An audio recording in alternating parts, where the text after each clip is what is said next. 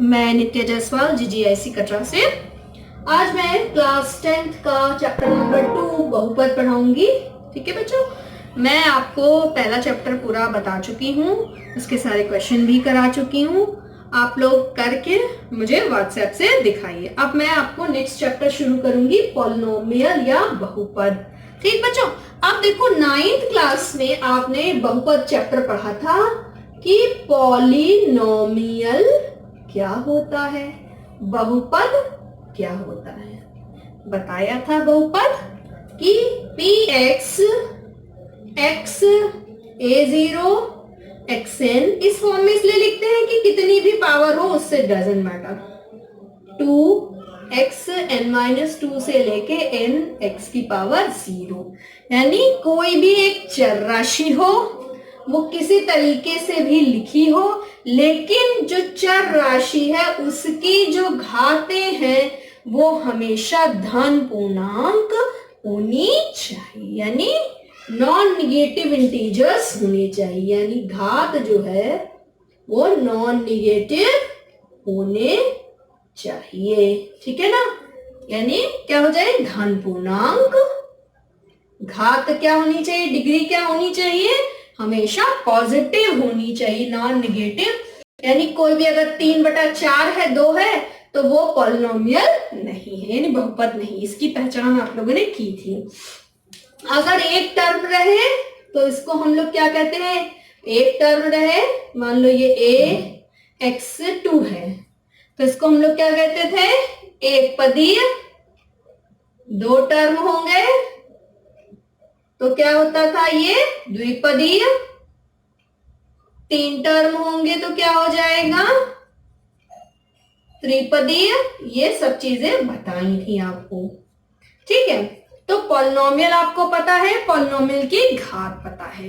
तो अब इसके आगे हम कंटिन्यू करेंगे कि इस चैप्टर में हम लोग स्पेशली शून्य क्या होता है उसके बारे में जानकारी देंगे। ठीक है, शून्य क्या होता है, चलिए आइए देखते हैं शून्य क्या होता है। शून्य देखो, नाम से ही पता चल रहा है कि शून्य से जुड़ा कोई भी चीज है।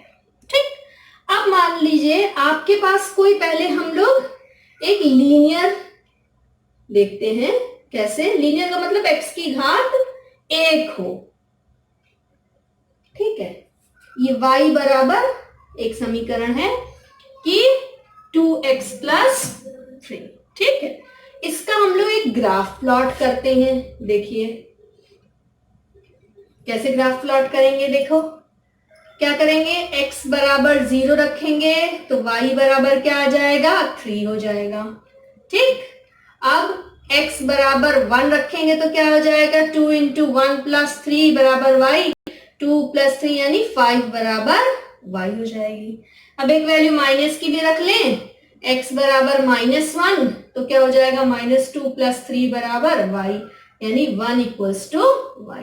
तो इससे तुम्हारे पास क्या बना, 0, 3, 1, 5 और -1, 1 हो गया। ठीक है, अब हम इसको प्लॉट करते हैं। देखो ये तो 0, 0 हो गया, ये 1 हो गया, ये 2 हो गया, ये 3 हो गया, ये 1 हो गया, माइनस साइन के साथ -2 हो गया, -3 हो गया, -4 हो गया, और ये क्या हो गया, -1 हो गया, -2 हो गया, -3 सो ऑन हो गई। ठीक, ऊपर इसी तरह से 1, 2, 3। ठीक है बच्चों, अब इसको प्लॉट करेंगे 0, 3, तो x पर हम लोग 0 चले और y पर हम लोग 3 चले। ठीक है, अब देखो x पर हम लोग 1 चले और y पे हम लोग 5 चले। यहाँ 5 बना ले, यहाँ 5 है मान लीजिए, तो 1, 5 हो गया। ठीक है, अब देखो फिर -1 चले और y भी 1 चले, यहां पे आया, तो ये इस तरीके का स्ट्रेट लाइन हमेशा आता है, एक सीधी रेखा हमेशा आएगी। अब देखो शून्य क्या होता है, जब इस सीधी रेखा को हम आगे बढ़ाते हैं, यानी क्या होगा कि जहां पर ये x अक्ष को टच करता है वही इस बहुपद का शून्य कहलाता है। दैट मीन्स कि यहाँ पर x अक्ष पर छूने का मतलब क्या होना चाहिए कि y 0 है।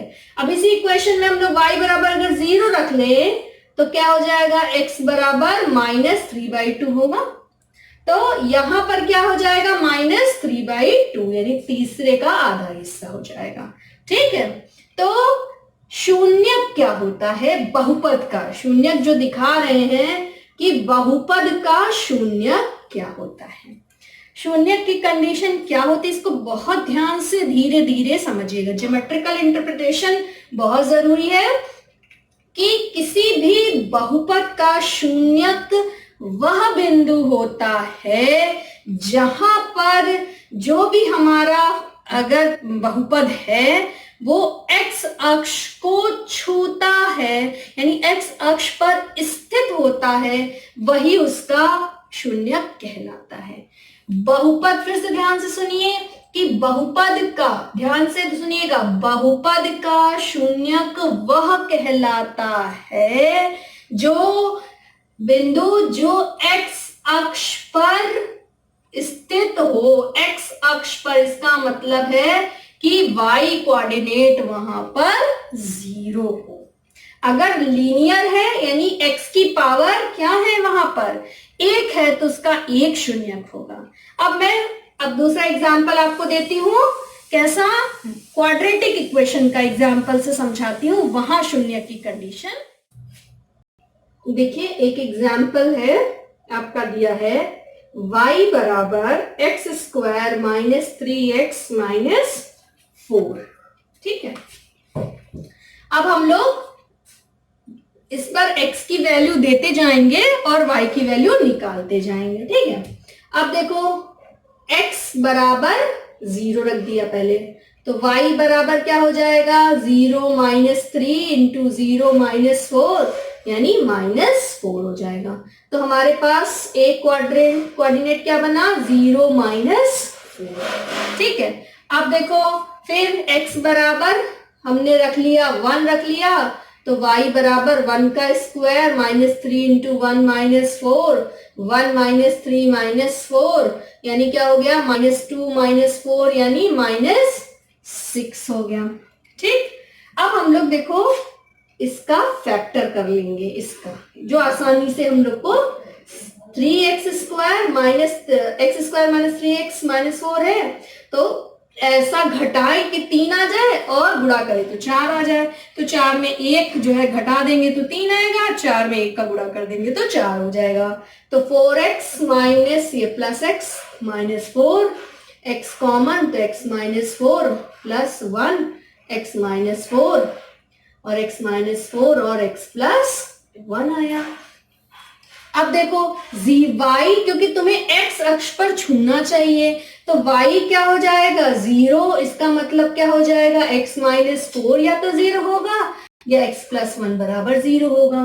तो ये क्या हो जाएगा, x बराबर 4 और ये हो जाएगा x बराबर -1। तो हमारे पास दो नंबर और क्या क्या हो गए, x जो है x और y क्या हो गए नंबर, 4, 0 और दूसरा नंबर क्या हो गया, -1, 1 हो जाएगा। ठीक है, 0।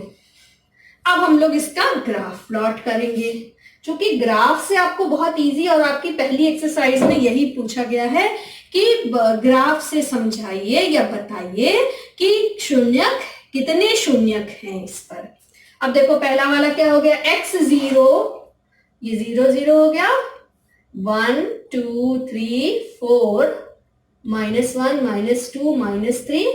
ठीक है, अब ये क्या हो जाएगा, 1 2 3 4 -1 -2 -3 -4। अब चलते हैं हम लोग क्वेश्चन पे, देखो क्या कह रहा है, 0 - 4, तो ये वाला पॉइंट हो गया 0 - 4। अब क्या हो गया हमारे पास, 1, -6, ये हो गया 5 और ये हो गया 6, 1, 6 -6 हो गया। फिर क्या कह रहे हैं, देखो y बराबर 0, देखो कहां पर है, y बराबर 0 और x बराबर 4, x बराबर 4 यानी क्या है, 4, 0 हो गया। फिर क्या है तुम्हारा, देखो -1, 0 यानी ये हो गया। -1, 0 हो गया। ठीक है, तो हम लोग इस कर्व को ऐसे बढ़ा देंगे, ये इसी से छूता हुआ जाएगा और ये कर्व ऐसे जाएगा। ठीक है, तो ये तुम्हारी द्विघात की कर्व होती है, हमेशा एक पैराबोला भी। जब आप 11th क्लास में जाओगे तो पैराबोलिक कर्व कहलाता है ये। ठीक है, तो ये एक्स अक्ष को दो बिंदुओं पर काटता है। इसका मतलब जो है कि इसके दो शून्यक होंगे।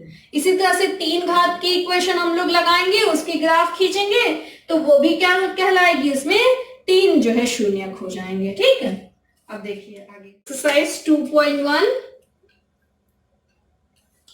पहला वाला क्वेश्चन देखो दिया हुआ है। चूंकि हमने ग्राफ से समझाया है इसलिए ग्राफ को ही शो आउट कर रहे हैं यहाँ पर। y x x dash y dash हो गया। अब इसमें पूछा है कि कितने इस बहुपद के कितने शून्यक होंगे, तो शून्यकों की संख्या कितनी हो जाएगी, 0, क्योंकि ये x अक्ष को कहीं भी छू नहीं रहा है। दूसरा वाला देखो,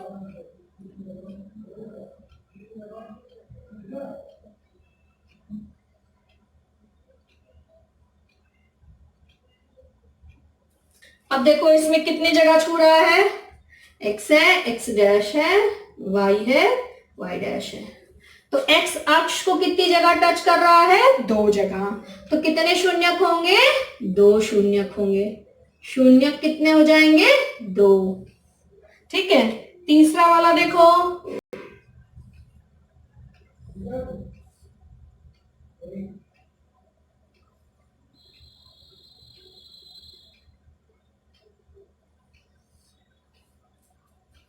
इस तरीके से दिया है। तो देखो x अक्ष को कितनी जगह टच कर रहे हैं, जा रहे हैं, तो शून्यक कितने हो जाएंगे, 2 हो जाएंगे।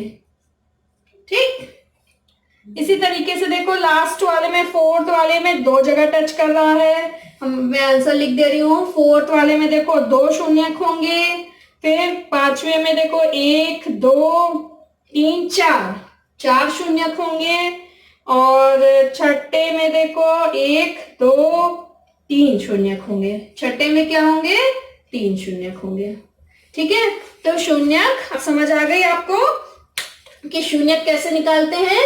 कि अगर ग्राफ से निकालना है तो शून्यक क्या करेंगे कि x अक्ष पर जहां भी हमारी कर्व होके जा रही है उसको ही हम लोग क्या कहेंगे, उसका शून्यक।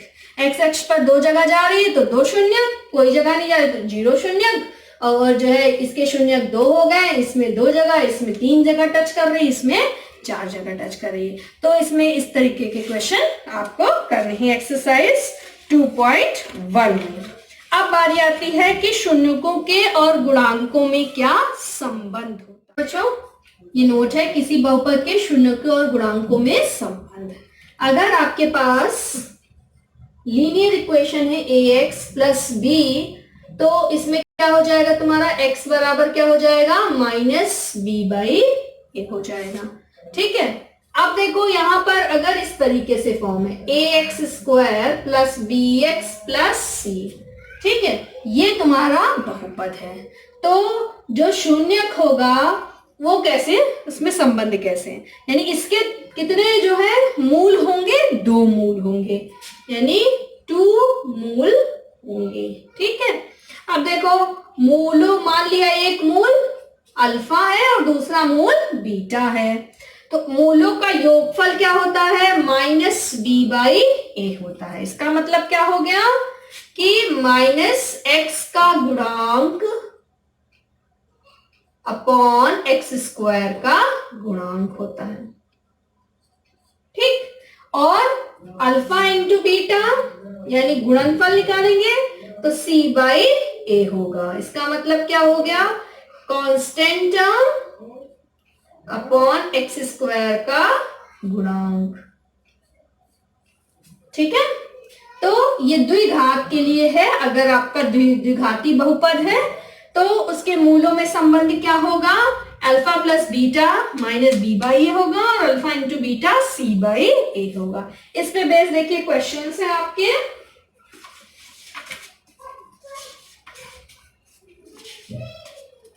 और त्रिघात के लिए है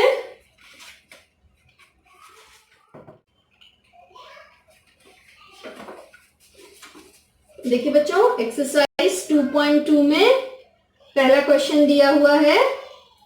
पहले का पहला पार्ट, निम्न द्विघात बहुपद के शून्य ज्ञात कीजिए और शून्यों और गुणांकों के बीच संबंध की सत्यता का जांच कीजिए। ठीक है, तो पहले दिया हुआ है x² माइनस 2x माइनस 8। पहले तो हमें शून्यक निकालना है।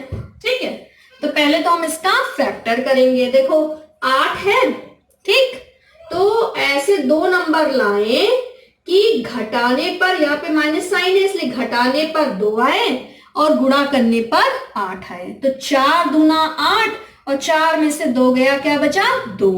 तो ये क्या हो जाएगा, x² minus 4x plus 2x minus 8। तो x कॉमन ले लिया तो x माइनस 4, यहां से 2 कॉमन लिया तो x माइनस 4। तो x minus 4 plus x plus 2 है। शून्य की कंडीशन में क्या होना चाहिए, अगर ये y के बराबर है तो y बराबर 0 होना चाहिए। तो y बराबर 0, इसका मतलब क्या हो गया, x माइनस 4 x प्लस 2 हो गया, ये 0 के बराबर हो गया। या तो ये पूरा टर्म 0 है या ये वाला टर्म 0 है, यानी x माइनस 4 बराबर 0, यानी x बराबर 4 हो गया। अब देखो यहां से क्या हो गया, x प्लस 2 बराबर 0, यानी x बराबर माइनस 2 हो गया। ठीक है, तो ये तुम्हारा क्या हो गया, शून्य क्या हो जाएगा, x बराबर 4 पर, x बराबर माइनस 2 पर शून्य ज्ञात करना है। अब कह रहे हैं शून्यकों एवं गुणांकों के बीच संबंध की सत्यता की जांच कीजिए। अब देखो दोनों का योगफल माइनस b/a के बराबर होना चाहिए। अब देखो यहां से क्या हो जाएगा, x² माइनस 2x माइनस 8 की ax² plus bx plus c से तुलना करने पर क्या हुआ, a बराबर 1 हुआ, b बराबर माइनस 2 हुआ, c बराबर माइनस 8 हुआ। ठीक है, अब देखो यहां पर क्या है, मूलों का योगफल, लेफ्ट पार्ट ले लिया, अल्फा प्लस बीटा। अल्फा कितना है, देखो एक हमने 4 मान लिया और एक माइनस 2 मान लिया, तो माइनस 2 के बराबर हो गया, सॉरी प्लस 2 के बराबर। और RHS देखो माइनस b/a है तो माइनस रखा, b की वैल्यू क्या है माइनस 2 और ये 1 हो जाएगा। तो इस कितना आया 2। यानी देखो जो हमारे शून्यक निकले हैं उनके जब हम जो है योगफल के रूप में लिखते हैं तो भी सही है, इसी तरीके से आप गुणनफल के रूप में लिखिएगा तो भी सही हो गया। ठीक है, आप एक्सरसाइज 2.2 का जो है 6 पार्ट है उसको करिएगा। अब देखिए एक्सरसाइज 2.2 में है द्विघात बहुपद ज्ञात कीजिए जिसके शून्यकों का योगफल और गुणनफल क्रमशः दी हुई संख्या है। अब देखिए इसको कैसे बनाएंगे, बहुत सिंपल सा है, इसीलिए इसको मिटा नहीं रही हूं मैं।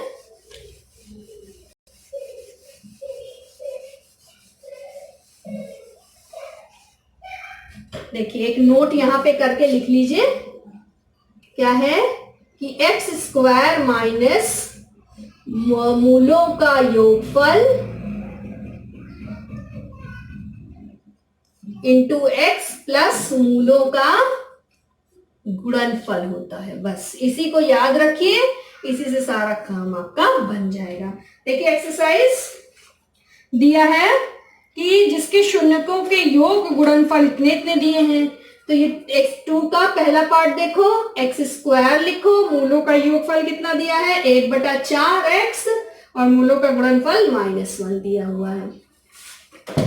ठीक है, तो अब इसको एलसीएम लेके सॉल्व कर दो, 4x² माइनस x माइनस 4, तो ये आपका आंसर हो जाएगा। ठीक है, तो एक्सरसाइज 2.1 और 2.2 आप लोग करिएगा और उसको मुझे व्हाट्सएप के माध्यम से दिखा